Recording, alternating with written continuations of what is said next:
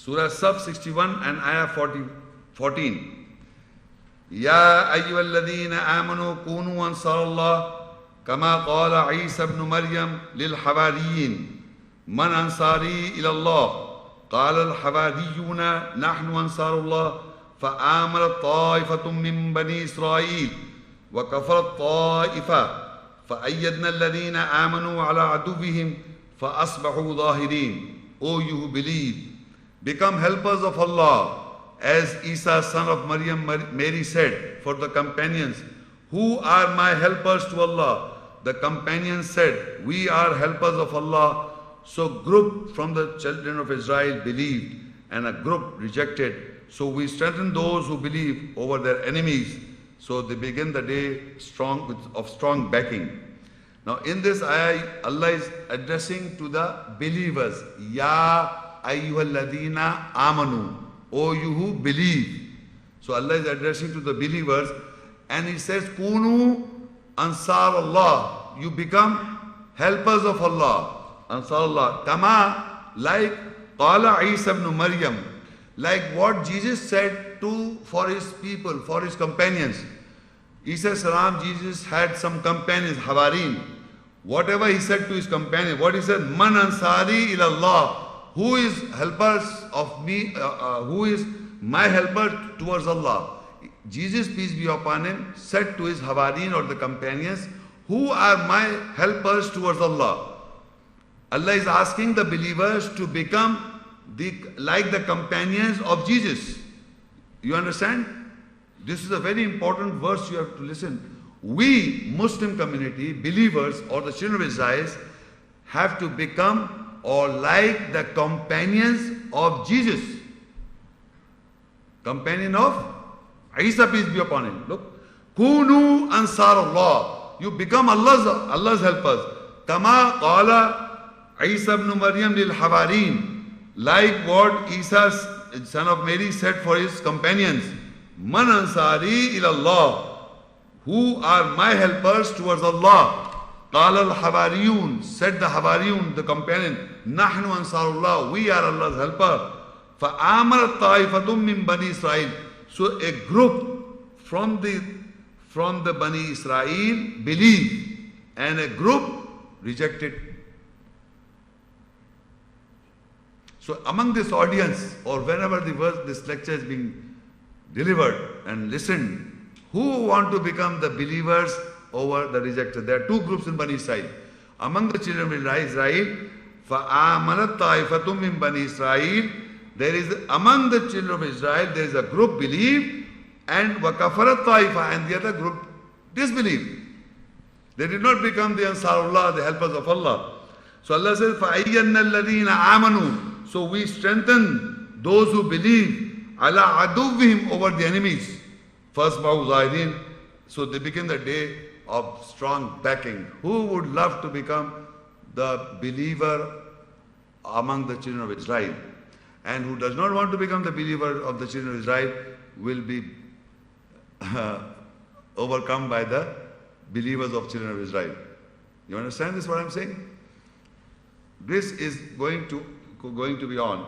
There is no problem for Allah to do this all. So I end this lecture of mine. This is the dua or the call of generally, I don't know, but I think this is the chosen people's dua, of course. This is the Bani Israel or the favored people, Surah Al-Baqara 2 and Ayah 286. لا يكلف الله نفسا إلا وسعها لها ما كسبت وعليها ما اكتسبت ربنا لا تؤاخذنا إن نسينا أو أخطأنا ربنا ولا تحمل علينا إصرا كما حملته على الذين من قبلنا ربنا ولا تحملنا ما لا طاقة به واعف عنا واغفر لنا وارحمنا أنت مولانا فانصرنا على القوم الكافرين. Allah does not give a task to a soul except to her capacity. What she earns is for her, and what she has earned is on her. O our Lord, do not catch us if we forget or if we make a mistake. O Allah, do not load a burden on us like you burden on those from before us. O our Lord, do not burden us with that we do not have the strength with it. Pardon us and forgive us and have mercy on us. You are our protector, so help us over the people who reject. Now in this ayah, first of all, Allah explains that the soul or the self of human beings, Allah says that to every soul, Allah does not give a task to any soul except to her capacity. So we must understand that every human being as an individual have a different stature in this world. There are people who are above you, there are people who are below you. You are somewhere in between. So whatever Allah gives you tasks, He does not give a task to any person or any soul except to her capacity. So there are people who are claiming or who say that Allah has put a big burden on us, on me. So Allah does not give a task to any soul except to her capacity. Whatever Allah gives to any human being is according to his own capacity. If there are people who have got big name or big knowledge or so much of responsibility on some person, and there is a person who does not have much, cannot take much responsibility. So there are people who have got variables, women and men both. It is according to the capacity of the person. If he takes more, he can take some more burden or more capacity, he will have more capacity than the other.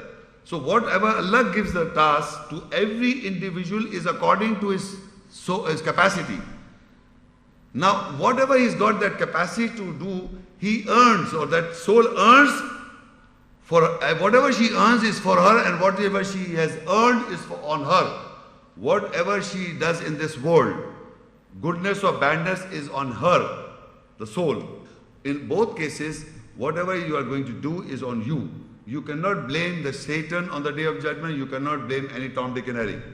It is you who have done it. You are responsible to it.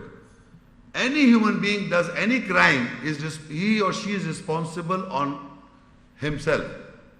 So that is why he says, this is what the principle is laid down first, and then our Lord, do not catch us if we forget or we make a mistake. So we are asking Allah, do not catch us if we commit or make a mistake. Now what is khata? Khata in Arabic means mistakes. Allah forgives or pardons every mistake of every human beings. Because for mistakes, Allah forgives in day-to-day life. If we do mistakes to each other, not a big crime, I'm talking mistakes, are been forgiven by God Almighty. But still we are asking, there are small mistakes, there are mistakes, but we are asking Allah not to catch us if we do commit mistakes. Mistakes means small mistakes. But still we are asking not to catch, and even the smallest mistake, Allah should not catch us, our mistakes. Our Lord, do not load a burden on us like you burden on those from before us. Now this burden is not a burden of your responsibility of whatever you are doing. This burden is the message. You must understand. رَبَّنَا وَلَا تَحْمِلْ عَلَيْنَا إِسْرًا كَمَا حَمَلْتَهُ عَلَى الَّذِينَ مِنْ قَبْلِنَا. Do not burden, our Lord, do not load a burden on us like you burden on those from before us. Now, whatever the understanding of the message you get, you are upholding that message in your heart and minds. And secondly, then you practice. That is the burden. That is not the burden that and generally people think the knowledge or whatever you are doing in the life. That is your career. That is not the burden. That is not the responsibility. The responsibility is of the message. How much message you have gained, how much message you have taken in your personality, and how much you acted upon the day of judgment, that is the burden. That is the burden. So it says, our Lord, do not load a burden on us like you burden on those from before us. Our Lord, do not burden us with that. We do not have the strength with it. So we always think that the burden which Allah has laid upon us is that we don't have the strength. But Allah has told you in the beginning, Allah does not give a task to any soul except to her capacity. But still we think we say we do not have the strength with it to take up the burden. Then we say, pardon us. Wa'fu anna. Pardon means a mistake which you are not liable to be punished. That is pardon. Pardon us. Waghfir lana. Forgive us. Now, waghfir, bakshish in Arabic means that you are liable to be punished. Any crime that I do which I have to be punished is from that punishment I want bakshish.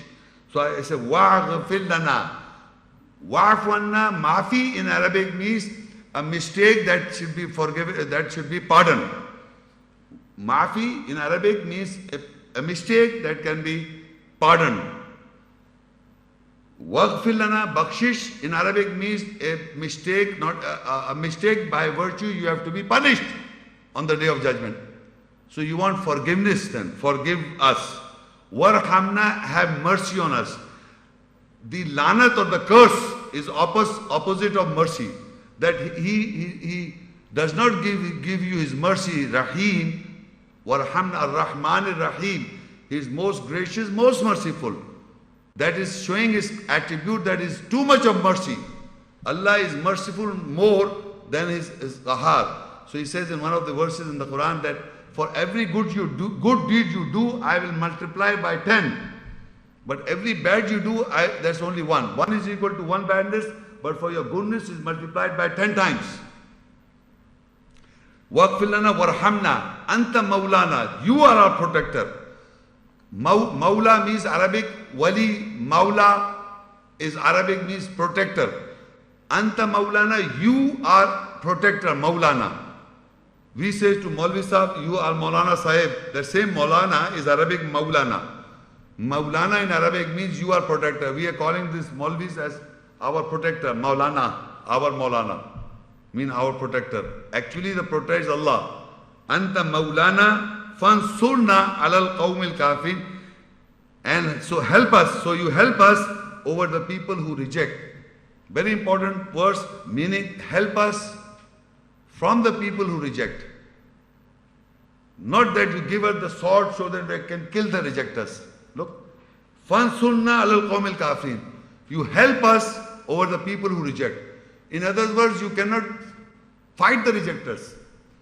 You see the devil, the shaitan in the Quran, you will not find any verse that you fight that shaitan. You cannot fight the shaitan. You can come close to God by following God's message. But you can't fight the devil, because if you want to fight the devil, he will give you weapons that the devil, you have to go on the devil's ground to fight. So devil invites you to his ground. And the moment you go in his ground, you do the wrong.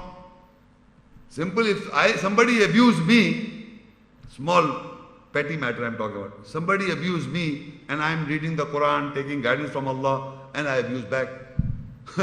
So that means I abuse back, meaning I became on the ground of the devil. So what is the difference between me and that fellow? He was an ignorant man and I become ignorant. He slapped me, I slap him back. You know, I'm becoming ignorant. All the wrong I'm doing because after knowing so much, I'm doing the same thing. So you must understand that you cannot fight the rejecter also. In the true sense, you have to go close to God, deliver the message. And Quran and Allah's message is the only weapon that the devils run away. They don't want to hear. Believe me, the moment you open the Quran and talk about the ayahs, this man will run away. You close the Quran, he will bring out a pistol. And if you open the Quran, let's close this Quran and talk. So this is the devil. You must understand. Even if you're sitting like this, and I open this Quran and we are talking, Mama Shaykh, close the Quran. What happened? The shaitan will read. Let him read, he'll become Muslim. No, close the Quran. And don't let the shaitan read the Quran. Read, how much you read? Read. This complete? Okay, read this much. More? Come on, read. He will not read. Believe me, he doesn't want to read.